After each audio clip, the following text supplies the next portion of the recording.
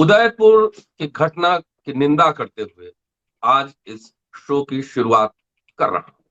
और इस कार्यक्रम में मेरे साथ हैं गुजरात के विधायक, एमएलए और सोशल एक्टिविस्ट। एमएलए बनने से पहले वो सोशल एक्टिविस्ट हैं और सोशल एक्टिविस्ट की वजह से जाने जाते हैं। अभी चर्चा में रहे हैं, असम पुलिस ने गिरफ्तार किया था और कई तरह तरह के मुकदमे सरकारें इन पर लगाती रहती और इनसे भी भावना आहत होती रहती है। दोस्तों, रतनलाल बोल रहा हूं, काम की बात में आपका स्वागत है और पेश है अम्बेडकर नामा। जी हाँ, मेरे साथ हैं आज जिग्नेश मेवानी। गुजरात में विधानसभा के चुनाव होने वाले हैं।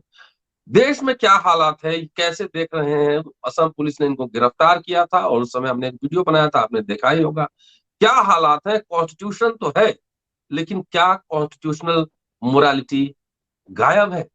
क्या प्रशासन की नजर में सब लोग एक समान है? ये तमाम बातें चर्चा करेंगे अगले आधे घंटे 40 मिनट तक। आप देखते रहिए, सब्सक्राइब और शेयर करते रहिए। जिग्नेश, स्वागत है अम्बेडकर नामा में। कैसे हैं? बढ़िया। सबसे पहले तो आपके और हमारे दोनों के कॉमन फॉलोअर्स बहुत हो गए, तो इन तमाम जी साथियों को मेरा अपील कि अंबेडकर नामा का एक एक एपिसोड देखिए। अपने जी इंस्टाग्राम पे, ट्विटर पे, फेसबुक पे, व्हाट्सएप के सारे नेटवर्क्स में डालिए और हो सके उतने साथियों को कहिए कि उसको लगातार शेयर करते रहे, ताकि जी जिस प्रकार के मुद्दे साथी रतनलाल जी अंबेडकर नामा के जरिए उठाते रहते हैं, वो बाबा साहब अंबेडकर की जीवनी के ऊपर तो बात करते ही करते हैं, लेकिन बाबा साहब की फिलोसॉफी, उनकी विचारधारा और आज की दुनिया में, आज के भारत में उसका रेलेवेंस क्या है, उस रेलेवेंस को पकड़ते हुए, समझते हुए आगे का रास्ता क्या निकले, इस प्रकार का ये अंबेडकर का नामा है। तो आप तमाम साथियों से गुजारिश, और ये मुझे रतनलाल जी ने कहने को नहीं कहा था, मैं अपनी ओर से कह रहा हूँ। तो शुक्रिया। एटलीस्ट इस मामले में हमारे बीच में कोई मैच फिक्सिंग नहीं। अ, नहीं है। सबसे पहले तो आप तमाम साथियों से ये कहना चाहूंगा कि उदयपुर की जो घटना हुई वो बहुत ही दर्दनाक है, बहुत ही शर्मनाक है। भारत भूमि में, हमारे मुल्क में या दुनिया के भी किसी भी कोने में कोई भी इंसान जाति, रंग, धर्म, किसी भी विचारधारा के चलते इस प्रकार से आक्रोशित होकर रिलीजियस इनटॉलरेंस, धार्मिक असहिष्णुता दिखाकर किसी भी व्यक्ति का इस प्रकार से खून करे, वो किसी कीमत पर नहीं चलेगा। न जी केवल मैं उनकी निंदा और भर्त्सना करता हूं, मैं मांग करता हूं सारे राज्यों की सरकारों से कि हमारे देश के संविधान ने एक धर्मनिरपेक्ष राष्ट्र बनाने का तय किया है, तो यदि सच में हम हमारे संविधान की ओर, बाबा साहब अंबेडकर की ओर कमिटेड है, प्रतिबद्ध है, तो हमारे यही लगातार प्रयास होने चाहिए कि दलित, नॉन दलित, हिंदू, मुस्लिम सबके बीच में एक यूनिटी कायम हो। तो उदयपुर की घटना ने पूरे देश को हिला के रखा है, और मैं तमाम साथियों से अपील करता हूं कि आप अपनी भाव को, विशेष तौर पे आप अपने रिलीजियस सेंटिमेंट को कंट्रोल करें। तो इस प्रकार का हिंसा करना, इस प्रकार की घटना को अंजाम देना किसी भी सभ्य समाज में शोभा नहीं देता। हाँ, वो अलग बात है कि नुपुर शर्मा का जो कथन था वो भी हर कीमत पे नहीं चलेगा। आप राम में मानते हैं, रहीम में मानते हैं, कबीर में मानते हैं, रविदास में मानते हैं, बुद्ध में मानते हैं, नानक में मानते हैं, या भगत सिंह की तरह नास्तिक है। हमारे देश का संविधान सबकी स्वतंत्रता देता है। तो एक दूसरों के धर्मों का आदर करना और एक दूसरे के प्रति नफरत पैदा ना हो अपने खुद के जहन में, अपने खुद के दिल में, और उस नफरत को आप कहीं लेके न जाए। इतना बतौर इंसान स्वतंत्रता के इतने सालों के बावजूद भी, स्वतंत्रता के इतने दशक के बाद भी इतना बेसिक फंडा हमारा क्लियर नहीं हुआ। अरे भाई, जिसको जो मानना है वो माने। हम ये किस प्रकार आज इस मुल्क में 60-70% जनता के पास रोटी, कपड़ा, मकान नहीं है। आज मैं एमएलए हूं, हर तीसरे दिन कोई ना कोई व्यक्ति आता है कि जिग्नेश भाई, ठीक से राशन नहीं मिल रहा है, मजदूरी नहीं मिल रही है, 18-20 करोड़ लोगों के सर के ऊपर शेल्टर नहीं है, छत नहीं है, इतना भयंकर बेरोजगारी, इतना भयंकर महंगाई, और हम किस किस मामलों में फंसे हुए हैं। और तलवार और त्रिशूल आपके हमारे हाथों में बांटने वाले आरएसएस और भाजपा के लोगों को भी अपील कर रहा हूं, थोड़ा सुधरिए भाई। इस प्रकार का दंगे करवाने वाला, जहर और नफरत फैलाने वाला माहौल मत बनाइए। आने वाली पीढ़ी आपको माफ नहीं करेगी। जब दंगाई सड़क पर उतरते हैं, वो जब अपना आपा खो बैठते हैं और न करने की हरकतें करते हैं, उसमें कभी आपका बच्चा भी उसका शिकार हो सकता है। ये आपका जो दावा है कि सचमुच हम लोग हिंदू हितों के रखवाले हैं, तो कौन से हिंदू हितों के आप रखवाले हो? इस देश में पिछले 30 साल में 3.5 लाख के करीब किसान जो आत्महत्या किए, उसका 90% लोग हिंदू है। माननीय प्रधानमंत्री जी, पूरे देश तो छोड़िए, आप अपने हमारे गुजरात में सुसाइड करने वाले किसी हिंदू विधवा के आंसू पोंछने गए अपने जीवन में कभी? एट्रोसिटी का, अत्याचार का, अन्याय का शिकार बने किसी आदिवासी और दलित की चौखट पे अपने पैर रखा है कि उस पे क्या बीती? आप कौन से हिंदू की बात करते हैं? हजारों लाखों की तादाद में हमारी आशा वर्कर बहनें, आंगनवाड़ी की बहनें, पुलिस के जवान, आर्मी के जवान, उनको मिनिमम वेतन नहीं मिलता। लाखों लाख हिंदू मजदूर न्यूनतम वेतन से वंचित है। 2 वक्त की रोटी उनको नसीब नहीं हो रही। आप कौन से हिंदू की बात कर रहे हैं? तो हिंदू मुस्लिम, मंदिर मस्जिद, भारत पाकिस्तान, ये राजनीति बंद करिए। और अंबेडकर नामा के सभी दर्शकों को यही कहूंगा, सारे फॉलोअर्स को यही कहूंगा, ये गौतम बुद्ध का मुल्क है। ये रविदास, नानक और कबीर का मुल्क है। कोई सावरकर और गोडसे का मुल्क नहीं है। सीना तान कर कहिए जय भीम, सीना तान कर कहिए नमो बुद्धाय, खुलकर बात करिए हमारे संत परंपरा के भक्ति भक्ति मूवमेंट के कवियों के बारे में, सूफी संतों के बारे में। ये उसका मुल्क है। आपने क्या मॉब लिंचिंग का मुल्क बना दिया। और आज इसके खिलाफ जो लड़ने वाली आवाज है, चाहे वो अंबेडकर नामा के प्रोफेसर रतनलाल हो, या गुजरात में 2002 के दंगों के विक्टिम्स के लिए खड़ी तीस्ता से तलवार हो, आईपीएस अधिकारी जो मोदी जी के खिलाफ खुलकर बोले, संगठन हो, आईपीएस आरबी श्री को मारो, सारे लोगों को जेल में डाल दिया। कुछ दिन पहले आपने असम वाला मेरा एपिसोड भी देखा। रतनलाल जी और मेरी गिरफ्तारी करीब करीब एक ही फेज में हुई। न उनका कोई कसूर था, ना मेरा कोई कसूर। मुझे आधी रात को 12 बजे, मानो अपने बाप का राज चल रहा हो, सर्किट हाउस से उठा के लेके गए आसाम। कौन सा एफआईआर है, कौन सी सेक्शंस लगी है, कुछ बता नहीं रहे। और फिर दूसरा फर्जी मुकदमा, पुलिस की कस्टडी में महिला के साथ बदसलूकी किया। क्या बकवास कर रहे हो यार। तो आप वकील हैं, आप पत्रकार हैं, आप आईपीएस आईएएस ऑफिसर है, आप रिटायर्ड आईएएस आईपीएस है, आप अंबेडकर नामा चला रहे, आप यूट्यूबर है। विरोध और प्रतिरोध की कोई भी आवाज मोदी, अमित शाह, मोहन भागवत और आरएसएस को पसंद नहीं। और इसीलिए हम लोग कह रहे हैं कि जो बार बार हम लोग कह रहे हैं कि संविधान के ऊपर हमला है, तो संविधान के ऊपर हमला है उसका मतलब क्या है? संविधान की किताब नेशनल आर्काइव में पड़ी है, कोई उसको उठा के ले गया और उसके पन्ने फाड़ रहा है? नहीं, संविधान के जो मूल्य है उसको खत्म किया जा रहा है। ये संविधान का मूल्य है कि प्रतिरोध की आवाजें तो होगी, चाहे कांग्रेस की सरकार हो, भाजपा की सरकार हो, सपा की हो, बसपा की हो, किसी भी पॉलिटिकल पार्टी की सरकार हो, उनकी नीतियों के खिलाफ तो लोग बोलेंगे ही बोलेंगे, उनको सवाल पूछेंगे। मैं प्रोफेसर रतनलाल का दोस्त हूं, आज अंबेडकर नामा में आपके साथ बैठा हूं, लेकिन कल को न करने लायक कोई चीज मैंने अपने मत क्षेत्र में या गुजरात में, देश में की, तो क्या बैठे, क्या ताली बजाएगी मेरी शान में? सवाल पूछेंगे, तीखा सवाल पूछेंगे, क्यों ना पूछे, वही तो कर्तव्य है। तो आज गुजरात में धवल पटेल नाम का एक पत्रकार सवाल पूछ रहा था गुजरात की सरकार को, तीखे सवाल, राष्ट्रद्रोही बना दिया। हार्दिक पटेल को भी 5 साल कहा राष्ट्रद्रोही है, जैसा ही भाजपा में गया राष्ट्र प्रेमी हो गया। कौन कह रहा है? यही भाजपा।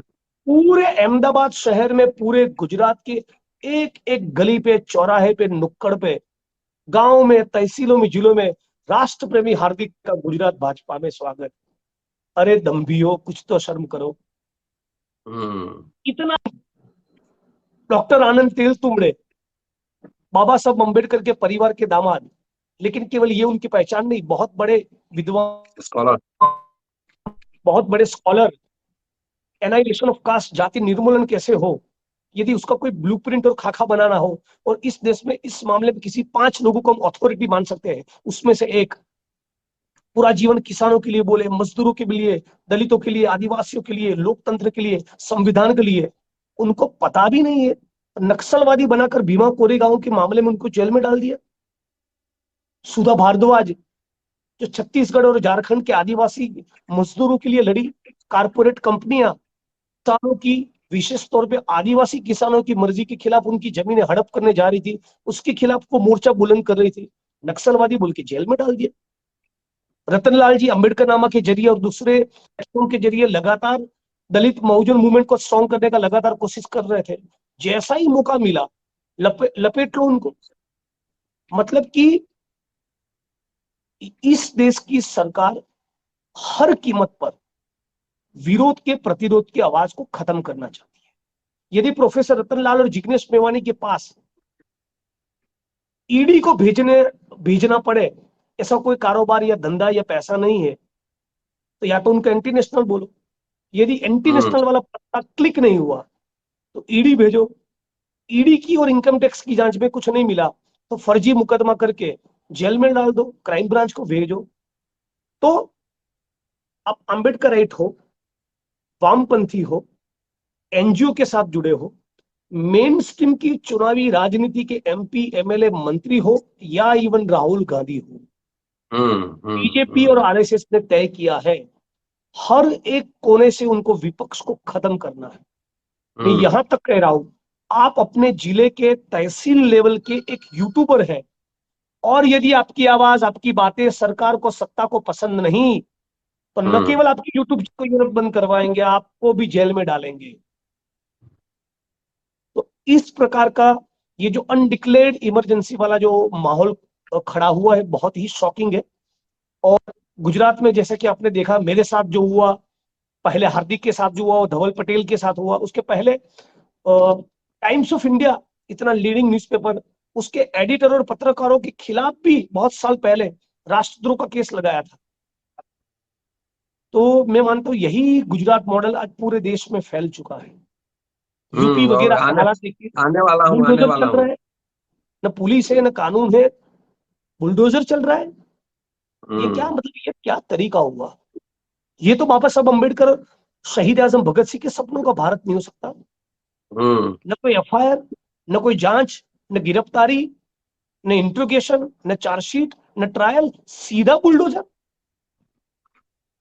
हद है। कानून और संविधान जैसा कुछ है कि नहीं इस मुल्क में? बहुत डेंजरस सिचुएशन होने वाली है। अंबेडकर नामा के एक एक साथियों को कह रहा हूं, आप अपने जिलों में, तहसीलों में, गांव गांव जाकर भगत सिंह के, बाबा साहब अंबेडकर के, फूले के, पेरियार के विचारों को फैलाओ। एक नई पीढ़ी को, नई जनरेशन को तैयार करना पड़ेगा।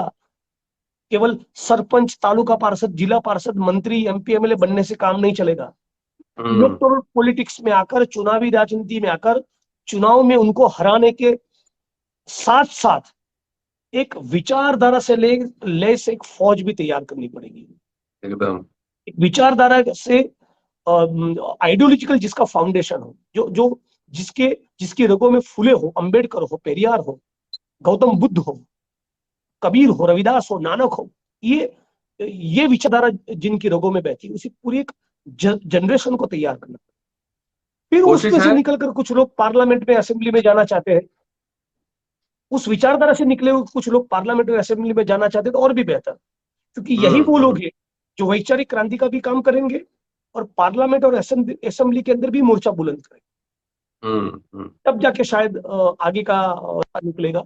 हम लोगों का तो प्रयास यही है कि सड़क की लड़ाई भी मजबूत हो, वैचारिक आंदोलन भी मजबूत हो, और साथ साथ जब भी मौका मिले तो असेंबली में बैटिंग भी करें। एकदम एकदम एकदम। आपके मित्र कन्हैया ने अभी कुछ दिन पहले एक स्टेटमेंट दिया है प्रेस कॉन्फ्रेंस में, और उस संदर्भ में रेलेवेंट है कि जब तक जेल में चना रहेगा, आना जाना लगा रहेगा। तो हाँ, हाँ, जमानत के बाद से मोदी जी की सरकार में ये लाभ सभी को मिलने वाला है। जो भी आवाज उठाएंगे, बोलेंगे, सबको ये लाभ मिलने वाला है। बिल्कुल। चलिए जिग्नेश, गुजरात में चुनाव है और एक समय था कि बड़ी बहुत हल्ला होता था, हर जगह गुजरात मॉडल लागू करेंगे। आजकल ये शब्द चर्चा में नहीं है, गुजरात मॉडल। तो पूरा नहीं, देश ही आजकल गुजरात तो बन गया मंदिर मस्जिद हिंदू मुस्लिम यही चर्चा में है ना।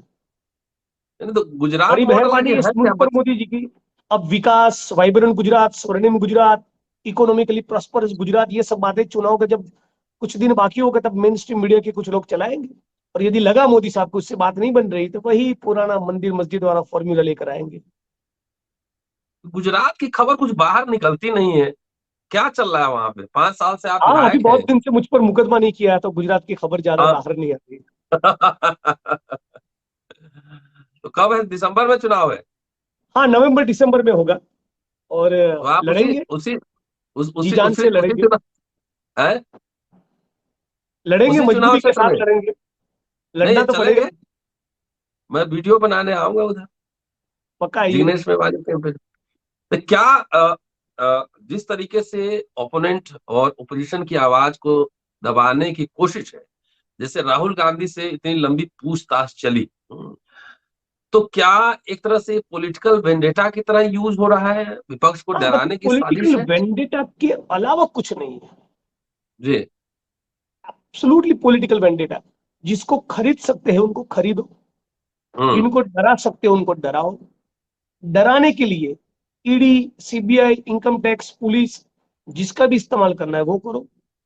या आरएसएस के गुंडों को छोड़कर हाथ पैर तुड़वाओ।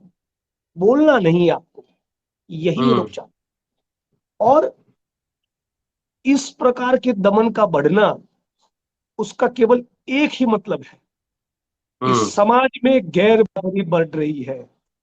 हम्म। समाज में आर्थिक शोषण और लूट बढ़ गए हैं। जनता कहीं अपने रोटी, कपड़ा, मकान, शिक्षा, चिकित्सा, महंगाई, इन मुद्दों पर खड़ी होकर विद्रोह न कर दे।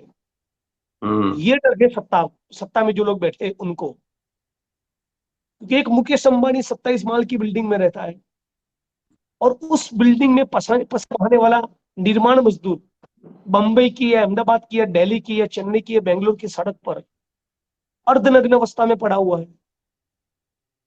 ये जो दो भारत खड़े हुए हैं, ये जो दो वर्गों के बीच की खाई है, उसको और भी जी। गहरा किया है मोदी जी। गौतम अदानी, मानो पूरा मुल्क ही उसी का हो गया। हम्म। सब कुछ उसका। मुकेश अंबानी का, गौतम अदानी का, सब कुछ। जनता का कुछ नहीं। स्मॉल और मीडियम स्केल के जो बिजनेस चलाने वाले लोग थे, खत्म। लाखों बेरोजगार युवा खत्म। अग्निपथ देखिए। हम्म। किसी भी पॉलिटिकल पार्टी की सरकार ने आर्मी के अंदर आउटसोर्सिंग और कॉन्ट्रैक्ट सिस्टम घुसेड़ने की कोशिश नहीं की। जब आर्मी का जवान रिटायर होकर आता था तो उसको किसानी के लिए, जोतने के लिए जमीन का आवंटन होता था, पीएफ का बेनिफिट मिलता था, पेंशन मिलता था, उसकी एक सोशल सिक्योरिटी रहती थी। अब कुछ नहीं, 4 साल काम करो, रिटायरमेंट के बाद 11 लाख पकड़ो तो चलते बनो। और फिर हम्म। कहेंगे राष्ट्रवाद। काहे का राष्ट्रवाद भाई? आप तो आर्मी के जवानों को जिन मुश्किल भरी परिस्थितियों में वे खड़े हैं उनको वहां ठीक से नहीं प्रोवाइड कर पा रहे हैं। कौन से राष्ट्रवाद की बात कर रहे हैं?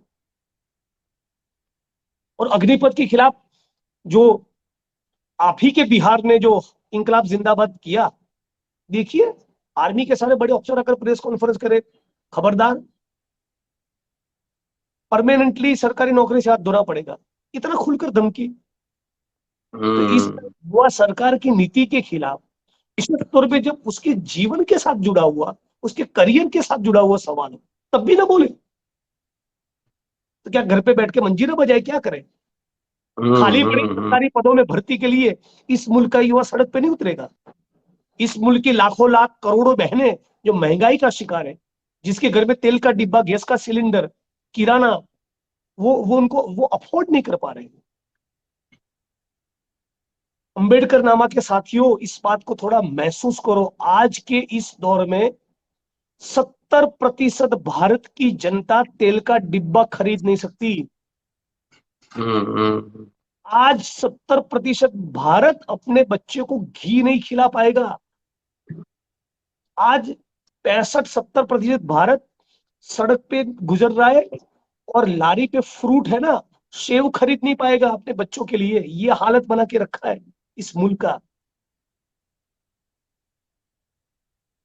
ये है मोदी जी का राष्ट्रवाद। और ये मैं केवल मजदूरों की बात नहीं कर रहा हूं, करीब लोअर मिडिल क्लास और मिडिल क्लास के लोगों की भी ये नौबत आ गई है। आपका पेट्रोल महंगा, डीजल महंगा, किराना महंगा, फ्रूट, सब्जी, दूध, तेल का डिब्बा, गैस का सिलेंडर, खाने की चीजें, बच्चों की फीस, दवाइयाँ। मैं कभी कभी सोचता हूँ, ये लाखों मजदूर जिनको मिनिमम वेज नहीं मिलता, वो कैसे सरवाइव करते होंगे। गुजरात का ही स्टडी किसी संस्था ने किया, हिल जाएंगे सुनकर। उस स्टडी में ये देखने को मिला, 100 में से 67 मजदूरों ने अपने बच्चों का पेट भरने के लिए इस महंगाई के दौर खुद का भोजन आधा कर दिया। जो पहले सुबह ब्रेकफास्ट लेते थे, दोपहर का खाना खाते थे, शाम का खाना खाते थे, ये वो तीनों यदि आप कंटिन्यू करेंगे तो अपने बच्चे को नहीं खिला पाएंगे। ये उस सर्वे में पाया गया। इसीलिए 5 किलो अनाज तक के दिए थे। हाँ, और 5 किलो अनाज पकड़ के बाकी जो पूरे देश में नंगा नाच चल रहा है वो भूल जाओ। 11 लाख करोड़ कॉर्पोरेट टैक्स माफ किया, वो भूल जाओ। अपनी खुद की अय्याशी के चलते 24,000 करोड़ की नई पार्लियामेंट बनानी है, वो भूल जाओ। भूल जाओ कि लोगों के पास रोटी नहीं है, फिर भी मोदी साहब को 1,10,000 करोड़ का बजट अलॉट करना है बुलेट ट्रेन के लिए। स्टेट ट्रांसपोर्ट की बसों का ठिकाना नहीं है, हमारी रेलवे का ठिकाना नहीं है, और आपको बुलेट ट्रेन चाहिए। 1,10,000 करोड़ बुलेट ट्रेन के लिए, 24,000 करोड़ नई पार्लियामेंट के लिए, 2-5 करोड़ नहीं, 11 लाख करोड़ कॉर्पोरेट टैक्स माफ किया, किसानों का कर्जा माफ नहीं कर रहे। और बेशर्मी देखिए इनकी, सरदार वल्लभ भाई पटेल का नाम निकालकर सरदार वल्लभ भाई पटेल क्रिकेट स्टेडियम को नरेंद्र मोदी क्रिकेट स्टेडियम कर दिया। भाई साहब, आप सोचिए नार्सिसिज्म का कितना खतरनाक बीमारी होगा। हम्म। अपने जीते जी जिग्नेश। खुद अपना नाम, मतलब खुद बोल रहे हैं, हाँ अमित शाह, हाँ ये अपना जो गुजरात वाला स्टेडियम है ना, उसका नाम बदल के मेरा नाम कर दो, निकाल दो सरदार पटेल का नाम। यही हुआ ना।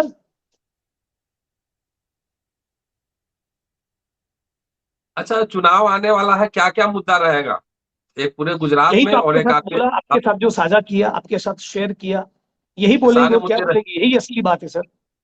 इस बार कबीर की बात इंडिपेंडेंट करेंगे, लड़ेंगे या रविदास की कांग्रेस बात कांग्रेस करेंगे, बुद्ध पार्टी की की ओर बात से करेंगे, लड़ेंगे? पेरियार की बात करेंगे, अंबेडकर की बात करेंगे, कॉन्स्टिट्यूशन की बात करेंगे, डेमोक्रेसी की बात करेंगे, मोदी बीजेपी आरएसएस ने जिस प्रकार से कॉन्स्टिट्यूशन पे हमला किया है उसकी बात करेंगे, गुजरात मॉडल कितना फेल है उसकी बात करेंगे, गुजरात मॉडल के सारे वादों और दावों के बावजूद भी 100 में से 45% बच्चे कुपोषित क्यों है वो बात करेंगे, 50,000 किलोमीटर लंबी नर्मदा की कैनालों का नेटवर्क क्यों नहीं बना वो बात करेंगे। आपके और हमारे जो फॉलोअर्स है उसको छोड़ दीजिए, भारत माता हम्म। की जय और जय श्री राम का नारा मोदी जी के कहने पर लगाने वाले भाजपा आरएसएस एबीवीपी के जो पन्ना प्रमुख है, उनके रिश्तेदार हिंदू जो कोरोना में मर गए और उनको जो मोदी जी कॉम्पेंसेशन देने को तैयार नहीं है, उसकी बात करें। अ, जिग्नेश, आप इस बार इंडिपेंडेंट ही लड़ेंगे या किसी पार्टी से लड़ेंगे? मैं जैसे कि अनाउंसमेंट कर चुका हूं, मैं कांग्रेस पार्टी के सिंबल से ही लड़ूंगा, और जी। जहां से पिछली बार चुनाव लड़ा था वहीं से चुनाव लड़ूंगा। वहां काम जी। भी किया हूँ, वक्त भी बहुत दिया हाँ, हूँ। हाँ, सैकड़ों की देखा था तादाद मैं। में घर के प्लॉट दिलवाए हैं, गुजरात का सबसे बड़ा ऑक्सीजन प्लांट बनवाया हूँ। अभी हाँ, 190 करोड़ प्रोजेक्ट वहां पर मंजूर करवाया, पीने के पानी का। एक 28-30 साल पुराना एक सवाल था। वहां हमारे पास एक मुक्तेश्वर डैम है, करवावत तालाब है, उसको नर्मदा की कैनाल के नेटवर्क के साथ जोड़ दिया जाए, पूरा ग्राउंड वाटर रिचार्ज हो जाए। उसका एक डिमांड लंबे अरसे से था, तो लगातार प्रेशर करके, लड़कर, रैलियां करके, धरने देकर, ज्ञापन देकर 190 करोड़ के प्रोजेक्ट को मंजूर करवाया हूँ। पूरे नॉर्थ गुजरात का कॉन्स्टिट्यूंसी मनरेगा के जरिए एम्प्लॉयमेंट जनरेट करने में नंबर 1 है, और वक्त भी वहां पर दिया हूं। पूरे राष्ट्रीय स्तर के और पूरे गुजरात के जितने भी मेरे कार्यक्रम होते हैं, उन सब के बावजूद अ, शायद मेरे जितना कॉन्स्टिट्यूंसी में रहने वाला दूसरा कोई एमएलए नहीं है। मैं एक प्रकार से अहमदाबाद छोड़ ही दिया हूँ, तो वडगाम पालनपुर मेरी कॉन्स्टिट्यूंसी में ही रहता हूँ ज्यादातर, तो वहीं से लड़ेंगे चुनाव, और बढ़िया मुकाबला होगा। मोदी जी खुद फोकस नहीं, कर रहे हैं हम करवाने के लिए। नहीं, हमारे हम लोग खिलाफ के आएंगे। कुछ जो प्रोबेबल कैंडिडेट्स है उनके साथ फोटो खिंचवा रहे हैं। गुजरात अच्छा। भाजपा के प्रमुख CR पाटिल 14 अप्रैल पूरे गुजरात में कहीं नहीं, मेरे मत क्षेत्र में ही उनको मनाने का मन किया। बच्चों के हम्म। एडमिशन का एक प्रक्रिया है जिसमें गुजरात में उसको प्रवेशोत्सव कहते हैं, प्रवेश का उत्सव, जो पहली कक्षा में जो बच्चे जाते हैं जी जी। उसका इवेंट भी गुजरात की CM ने मेरे मत क्षेत्र में ही रखा। RSS के 1,000 लोगों को उतारने का प्लान है, दुनिया भर का पैसा लगाने का प्लान है। अच्छी बात है, एक जिग्नेश मेवानी को गिराने में खुद प्राइम मिनिस्टर ऑफ इंडिया का ऑफिस लगा हुआ है। क्या बात है। हम्म। चलिए, इससे तो आपका स्टेचर बढ़ेगा। आखिरी सवाल जिग्नेश, आपने जी एक आइडियोलॉजिकल पोजीशनिंग की बात की और जिसमें कंपोनेंट्स दिखे, मार्क्सिज्म के भी दिखेंगे और पेरियार, फुले, गौतम बुद्ध तक सबका मिक्सचर आपके आइडियाज में झलक रहा है, और जैसा मैं आपको जानता हूँ, लेकिन जब कांग्रेस से चुनाव लड़ेंगे, क्या वहां पे इन वैचारिकी के लिए स्पेस रहेगा? आप उसी तेवर के साथ बोलेंगे? बिल्कुल बिल्कुल, कांग्रेस में उतना डेमोक्रेटिक स्पेस है कि G23 भी वहां रह सकता है। उनको कोई निकाल नहीं रहा है, हाँ तो फिर हाँ। हमारे लिए तो स्पेस ही स्पेस है। जी। और दूसरा ये नहीं, चल। कि frankly on a serious note, Rahul ji खुद वैचारिक तौर पे बहुत साफ आदमी है। वो अपने हम्म। जीवन में भी RSS के साथ कॉम्प्रोमाइज नहीं करेंगे। नहीं कॉन्स्टिट्यूशन कहा। को लेकर उनका एक कमिटमेंट है, बाबा साहब अम्बेडकर की फिलोसॉफी को लेकर उनका एक कमिटमेंट है, और जेन्युइनली जिसको बोलते हैं प्रो पीपल प्रो पुअर इंसान है। तो वो उनके उनका भी एक ऐसा मन है कि आपके हमारे जैसे लोग जो इस स्पेस को एक्सप्लोर करना चाहते हैं उन सभी के लिए उनके दरवाजे खुले हैं। तो मैं अब तक जो लिखता रहा हूँ, बोलता रहा हूँ, करता रहा, वो कांग्रेस में जुड़ने के बाद हम्म। 1% भी कम नहीं हुआ। पूरा वो नहीं। फ्रीडम है मेरे पास। मतलब यहां तक ये कि समझिए। राजस्थान में जहां कांग्रेस की सरकार है, वहां कोई कास्ट वायलेंस और एट्रोसिटी की घटना हुई तब भी मैं ट्वीट किया हूं, तब भी मैं उसके ऊपर बोला हूं, तब भी मैं लिखा हूं, और पुलिस की जवाबदेही मांगा है मैंने। नहीं, चलिए, मैं आप जो कांग्रेस हूं मतलब री वही रहूंगा। इन्वेंट। किसी मेन स्ट्रीम की पार्टी जुड़ने के चलते मैं जो हूं वो ना रहूं, तो फिर मतलब क्या है। हम्म। हम्म। पेरियार की बात होगी ही होगी, फुले की बात होगी ही होगी, भगत सिंह और बाबा साहब की बात होगी ही होगी, within the hmm. Space of. जी जी। तो ये नहीं नहीं, फ्रीडम पार्टी में है। कांग्रेस में एक समय था जिसमें centre to left, centre to right, कई तरह के लोग कांग्रेस में थे, और मुझे लगता है कि अपने जो लिगेसी को जो री इन्वेंट करना है, लिगेसी को जो, तो मुझे लगता है शायद आप कह रहे हैं कि वो प्रक्रिया शुरू हो गई हाँ, एक प्रकार से। एक प्रकार से। नेहरूवियन सोशलिज्म की ओर जाएगी कांग्रेस। होपफुली। चलिए जिग्नेश, आपको शुभकामनाएं, और चुनाव जब होगा तो अम्बेडकरनामा की टीम आपके कॉन्स्टिट्यूएंसी में रहेगी, वहां पर घूमेगी, देखेगी, बातचीत करेगी, और बीच बीच में जब भी समय मिले, अम्बेडकरनामा आपका अपना आपका मंच अपना है मंच ये। है ये। यहाँ पर यहाँ कमर्शियल पर ब्रेक ब्रेक नहीं है, जितना आपको बोलना है जी भर के बोलिए। शुक्रिया जिग्नेश। और दोस्तों, ये थे Jignesh Mevani, fire brand activist. MLA से ज्यादा मैं इनको एक्टिविस्ट के रूप में जानता हूँ और पसंद भी करता हूँ, और बहुत ही सीरियस विधायक हैं, अपने क्षेत्र में बहुत समय देते हैं, और प्लांट ऑक्सीजन का इन्होंने लगवाया है, मैंने देखा है, फोटोग्राफ सोशल मीडिया पर बहुत काम करते हैं। ऐसे यूथ को, युवाओं के लिए जिग्नेश एक इंस्पिरेशन है। युवाओं को, अच्छे लोगों को राजनीति में आना चाहिए, और राजनीति गंदी है ये कहकर छोड़ना नहीं चाहिए। राजनीति में कभी भी वैकेंसी खाली नहीं रहता, आप छोड़ देंगे तो गंदे लोग घुस के ही गंदा करेंगे। इसलिए पढ़े लिखे युवाओं, नौजवानों, अपनी दाल रोटी की भी व्यवस्था करें, और राजनीति में दिलचस्पी जरूर लें, भागीदारी जरूर करें। शुक्रिया, keep watching and sharing Ambedkarnama. आपसे जल्द मिलता हूं अगले एपिसोड में। शुक्रिया जिग्नेश, थैंक यू। और ये थैंक यू। वीडियो शेयर जय कर भीम। दीजिएगा। जय भीम।